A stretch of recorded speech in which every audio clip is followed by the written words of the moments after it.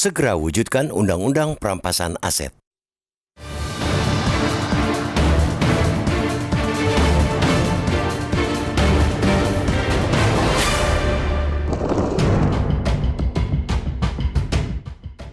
Lagi-lagi korupsi.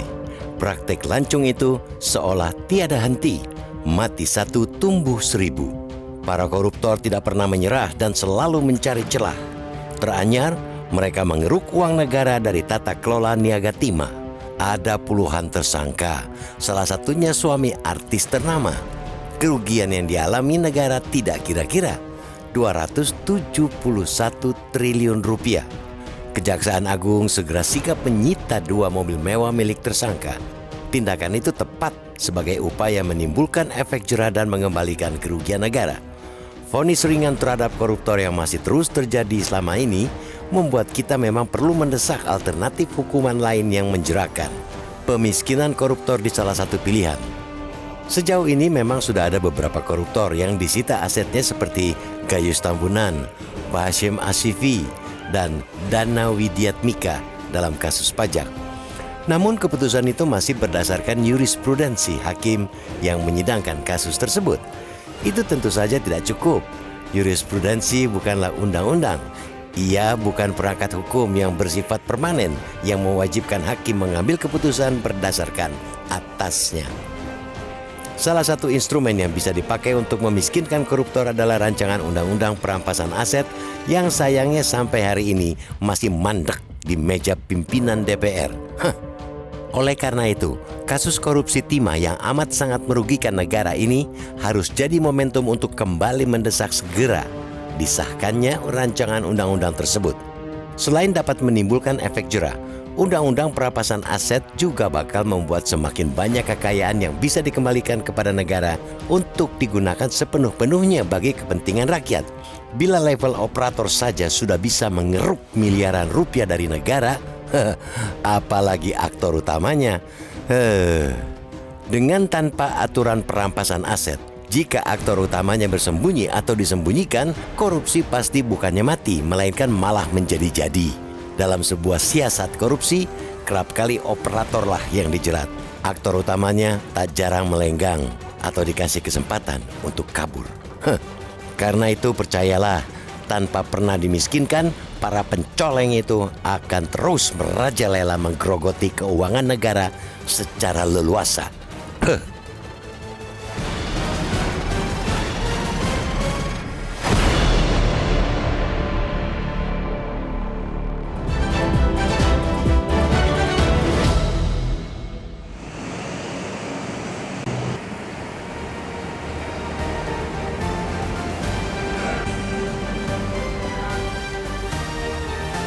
Pemirsa, wujud Undang-Undang Perampasan Aset sampai saat ini hanya sekedar wacana. Padahal nantinya jika Undang-Undang Perampasan Aset benar-benar ada, hal ini dapat menjadikan efek jerah terhadap para koruptor, karena dengan undang-undang ini para koruptor bisa dimiskinkan. Namun apa daya, sampai saat ini RUU Perampasan Aset masih mandek pembahasannya di DPR. Entah apa yang membuat DPR lama sekali untuk membahas RUU Perampasan Aset ini. Wajar jika lalu muncul kecurigaan, jangan-jangan DPR sendiri yang takut akan terciptanya Undang-Undang Perampasan Aset. Inilah yang akan kami sajikan dalam editorial malam hari ini. Segera wujudkan Undang-Undang Perampasan Aset bersama saya Valentinus Reza, dan sudah hadir di studio anggota Dewan Redaksi Media Group, Abdul Kohar. Mas Kohar, apa kabar? Baik, selamat malam. Mas Kohar, kalau kita bicara soal Undang-Undang Perampasan Aset, ini kan terkesan alot, bahkan mandek begitu ya, di DPR. Padahal kan ini kan dampak dari korupsi itu sangat signifikan. Betul. Untuk kerugian negara. Apa yang terjadi sebenarnya ini, Mas Kohar? Ya, ada tarik-menarik politik. Itulah kalau proses pemberantasan korupsi itu diselimuti oleh berbagai kepentingan. Dan anehnya kepentingan ini bukan hanya kepentingan-kepentingan mereka-mereka yang terlibat secara langsung dalam kasus per kasus, tetapi dalam banyak gerbong kasus. Dalam banyak gerbong kasus dengan sejumlah lokomotif. Intinya adalah kita ini sedang berada di wilayah di mana ketamakan itu menjadi dewa. Ketamakan, kerakusan itu menjadi epicentrum yang berpotensi menyebabkan setiap orang tertarik untuk mencicipi gula-gula di wilayah itu. Nah, kita saksikan di Timah misalnya. Kerugian ekologis, kerugian ekonomi, kerugian pemulihan lingkungan itu mencapai 271 triliun. Fantastis, itu sebuah angka yang sangat fantastis. Nah, mengapa kemudian yang muncul saat ini adalah mereka-mereka yang para pesohor saja? Mereka-mereka ini baru pada level aktor-aktor di lapangan. Belum pada aktor yang siapa mastermind-nya, siapa aktor utamanya. Nah, ini adalah tugas dari penegak hukum untuk membuka selimut ini. Agar apa? Dengan menggunakan berbagai macam perangkat yang ada. Undang-undang TPPU, tindak pidana pencucian uang. Sekarang yang sudah mulai aset-aset mereka-mereka yang diduga atau menjadi tersangka terlibat di dalam kasus Timah ini mulai disita kan? Ya. Ada mobil yang disita, ada rumah yang Uang disita, uang tunai yang disita. Ini adalah bentuk awal akan semakin bagus apabila perangkatnya disediakan. Yaitu apa? Undang-undang perampasan aset. Selama undang-undang itu belum ada, maka perampasan aset itu digantungkan kepada maksud baik hakim saja. Jadi dengan adanya undang-undang ini asal pidananya itu jelas ya? Iya. Lebih jelas begitu ya? Betul, dengan adanya undang-undang, maka tindakan yang dilakukan oleh hakim akan lebih jelas. Kalau hakim tidak melakukan perampasan aset, maka dia bersalah, menyalahi undang-undang, karena undang-undangnya ada. Kalau sekarang, itu tergantung pada maksud baik hakim saja. Keyakinan hakim itu didorong untuk melakukan perampasan aset. Sejauh ini beberapa hakim bagus pada rel jalannya. Tetapi kalau kemudian tiba-tiba ada yang katakanlah dugaan masyarakat misalnya, masuk angin misalnya, maka yang kita saksikan kemudian adalah situasi di mana ketika negeri ini diselimuti oleh berbagai macam perkara-perkara korupsi yang tidak ada habis-habisnya, pada saat yang sama kita tidak punya mekanisme untuk menjerat bagaimana mereka-mereka yang sudah mengeruk uang negara sedemikian banyak itu asetnya bisa dikembalikan dan bisa dimiskinkan. Kehati-hatian dalam mengesahkan undang-undang perampasan aset ini memang faktornya itu lebih banyak kepada tarik-menarik politik tadi ya? Ya, kalau kita lihat fakta di lapangan seperti itu. Seperti itu, oke. Kenyataannya seperti itu. Apa susahnya misalnya membuat RUU ini kemudian menjadi undang-undang yang disahkan? Apa repotnya mengesahkan?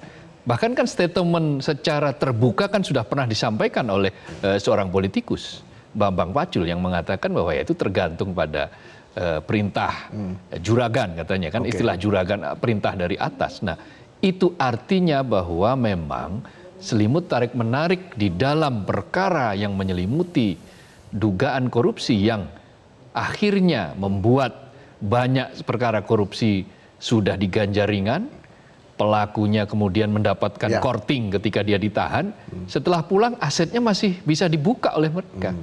Asetnya masih dikuasai. Jadi efek jerahnya itu tidak terlalu kuat ada. ya? Akhirnya kan ya yang penting dipaksa badan saja paling kena 10 tahun misalnya. Nah, ini kan kalau sampai muncul pemikiran seperti itu dan itu muncul dari generasi ke generasi, maka yang terjadi bukan pemberantasan korupsi, tetapi regenerasi korupsi. Regenerasi korupsi. Itu yang berarti berbahaya. Saya teringat dengan perkataan dari mantan Presiden Habibie yang mengatakan bahwa harusnya 2 generasi langsung dipotong nih untuk menghilangkan korupsi di tanah air. Apakah ini cara-cara ekstrim atau seperti apa nih? Ya, kalau caranya dipotong adalah dengan cara perampasan aset itu. Perampasan aset ya. Orang akan berpikir mereka yang korupsi akan jerah, calon koruptor juga akan pikir-pikir gitu. Kalau waduh nanti saya begitu korupsi saya bukan tambah kaya tetapi malah tambah miskin.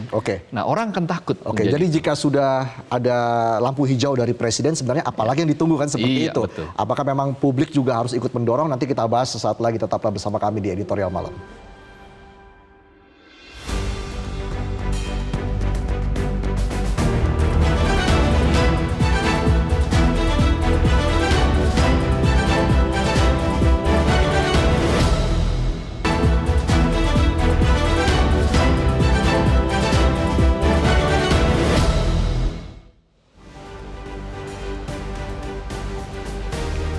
Pemirsa, kembali lagi di Editorial Malam. Ini adalah pernyataan dari mantan Menko Polhukam Mahfud MD mengatakan, waktu saya menjabat sebagai Menko Polhukam sudah 6 bulan kami kirimkan suratnya, belum ada respon. Jadi kalau ditanya kenapa kok belum dibahas soal RUU perampasan aset, Ya karena DPR belum membahas. Nah, ini ada data menarik juga, Mas Kohar. Pada 2003 Indonesia menandatangani konvensi PBB melawan korupsi. Ya. Artinya aturan perampasan aset itu wajib ada di negara yang ikut tanda tangan Ya. saat itu. Ya. Apakah selama ini artinya kita sudah 20 tahun lebih ini mengingkari janji ataupun janji dari konvensi PBB tersebut? Ini semakin membuktikan bahwa perang melawan korupsi itu memang belum total, belum all out. Sebetulnya kalau kita mau all out berarti seperangkat aturan, apakah itu yang terkait dengan konvensi internasional atau itu yang terkait dengan aturan-aturan yang ada di Indonesia, aturan lokal, itu mestinya harusnya sudah beres. Pada basis aturannya dulu itu harus beres. Di mana-mana itu koruptor tidak takut mati. Koruptor tidak takut mati. Koruptor itu takut miskin. Takut miskin. Karena ya? itu Oke. salah satu cara yang paling pas untuk membuat mereka jera atau membuat calon koruptor itu tidak jadi melaksanakan aksinya, ya perampasan aset. Karena apa? Itu akan membuat mereka miskin, membuat goalsnya itu yang sesuatu yang ditakuti para koruptor. Kalau ditakut-takuti hukuman mati, ya itu masih bisa dinegosiasikan. Asal ada uang, keputusan bisa berubah dari mati menjadi keputusan seumur hidup atau seumur hidup lalu dikorting lagi. Sementara asetnya tetap bisa diputar. Ya. Apakah oleh dia atau oleh orang-orang yang dia percaya. Nah, ini yang berbahaya dalam kasus timah misalnya. Katakanlah penguasaan 20.000 ton, 20.000 hektar timah itu tiap tahun mampu menghasilkan 13 triliun. Ya. Bayangkan kalau sekarang yang ilegal itu, yang jumlahnya hampir separuh dari yang legal itu, yang legal kan 88,9 ribu hektar. Nah, kalau kemudian katakanlah yang legal ini menghasilkan nilai katakanlah 40 atau 50 triliun rupiah, berapa yang dihasilkan yang tidak legal yang hampir sama, katakanlah 45 triliun.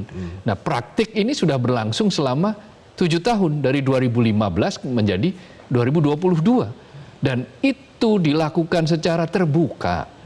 Maka akan menjadi pertanyaan besar, sesuatu yang sudah dilakukan relatif lama, 7 tahun terbuka di daerah yang juga terbuka gitu, kok pemimpin daerah atau penegak hukum di daerah tidak tahu bahwa ada kasus seperti ini. Baru kemudian meledak ketika muncul aksi pamer harta di media sosial. Lalu kemudian aparat menelusuri, sinyal-sinyal yang lain kemudian baru menyelusuri. Ya. Nah, ini yang menimbulkan kecurigaan bahwa mengurai benang kusut korupsi itu tidak bisa dilakukan secara parsial. Kalau dilakukan parsial, itu akan mati satu, tumbuh 1000, patah tumbuh, hilang berganti. Korupsi menjadi terregenerasi, Ya. bukan mati tapi terregenerasi. Nah, itu yang bisa sangat berbahaya apabila tadi sudah penegakan hukumnya lemah, sesuatu yang clear terang benderang itu tertutupi, terselimuti. Lalu yang ketiga, tidak ada perangkat yang sanggup untuk menjerat mereka, untuk menjerat apa yang mereka takuti, yaitu adalah habisnya aset atau mandeknya aset atau miskinnya dia menjadi ke depan dalam menjalani kehidupan ke depan. Mereka ini siapa? Apakah memang terkesan ini kan DPR takut begitu untuk mengesahkan undang-undang perampasan aset ini, padahal sudah ada lampu hijau dari Presiden sudah memberikan jalan lapang begitu ya, agar DPR bisa segera mengesahkan undang-undang perampasan aset ini. Anda melihat sebenarnya ada ketakutan tersendiri tidak dari DPR untuk mengesahkan undang-undang ini? Iya, mungkin ketakutan yang terbesar adalah apabila, kata pepatah ini, memecik air di dulang, terpercik muka sendiri. Menepuk air di dulang, terpercik muka sendiri. Artinya, kalau kita menepuk, ada air di pendulang, ini kemudian airnya itu akan kena muka kita sendiri. Kita membuat undang-undang perampasan aset, mengesahkan perampasan aset, kemudian undang-undang itu menjerat kita sendiri. Itu yang barangkali menjadi ketakutan, menjadi sesuatu yang menakutkan, yang luar biasa. Nah, ini kan semakin membuktikan pernyataan atau ada game yang menyatakan bahwa ketakutan koruptor itu bukan kematian, bukan dihukum mati, tetapi dibuat miskin. Nah, karena itu justru semakin terbukti ini kita punya momentum sebetulnya. Jadi kan anggota DPR kan sebentar lagi habis. Mestinya ini menjadi legacy. Oke. Kalau ini bisa menjadi legacy akan sangat bagus. Tetapi kalaupun toh ternyata belum berhasil dibuat, maka anggota DPR yang baru dengan tenaga yang baru, energi yang baru, lebih fresh, maka ya mestinya dia akan lebih mampu untuk mendorong rancangan undang-undang ini menjadi undang-undang. Yang muncul di publik juga terkesan DPR acuh atau abai begitu, karena tadi Presiden sudah mendorong agar undang-undang perampasan aset ini goal begitu ya. Ya. Apa yang harus dilakukan publik artinya setelah Presiden ibaratnya diacukan begitu dalam tanda kutip, apa yang harus didorong oleh publik agar memang undang-undang perampasan aset ini juga bisa tepat sasaran? Ya, ada harus kampanye, pengawasan, dorongan itu harus terus-menerus dilakukan. Tidak melulu dari dalam, tetapi dari luar publik harus memberikan penekanan. Karena apa? Karena yang kita saksikan hari ini adalah pemberantasan korupsi kita sedang dipukul mundur. Ya. Indeks persepsi korupsi kita, skornya itu anjlok lagi menjadi 34. Ya. Skor yang sangat rendah, yang mestinya sudah kita tinggalkan beberapa tahun yang lalu, tetapi sekarang apa boleh buat, indeks persepsi dengan skor 34 rendah itu muncul lagi di era sekarang. Kita masih sangat tertinggal jauh dari negara-negara tetangga kita di Asia Tenggara, di ASEAN. Nah, belum lagi di level dunia. Ya. Kita lihat negara-negara dengan tingkat korupsi yang rendah atau nyaris zero, nyaris nol, itu mereka semua punya undang-undang perampasan aset. Maka kita itu sebetulnya ditertawakan oleh beberapa negara itu. Dengan skor yang anjlok artinya ini menggambarkan tidak ada dukungan nyata dari pemangku jabatan begitu untuk memberantas korupsi, atau memang seperti apa Mas Kohar? Ya, dengan angka yang anjlok itu artinya bahwa fokus kita di dalam menjerat para koruptor itu tidak terlalu serius. Tidak terlalu serius. Tidak terlalu serius, ditambah lagi dengan bukti bahwa kita tidak kunjung menghasilkan sebuah undang-undang yang mampu menjerat para koruptor. Baik, kami juga akan menghadirkan polling pemirsa yang dilakukan oleh tim Metro TV. Saat lagi kami hadirkan, tetaplah di editorial malam.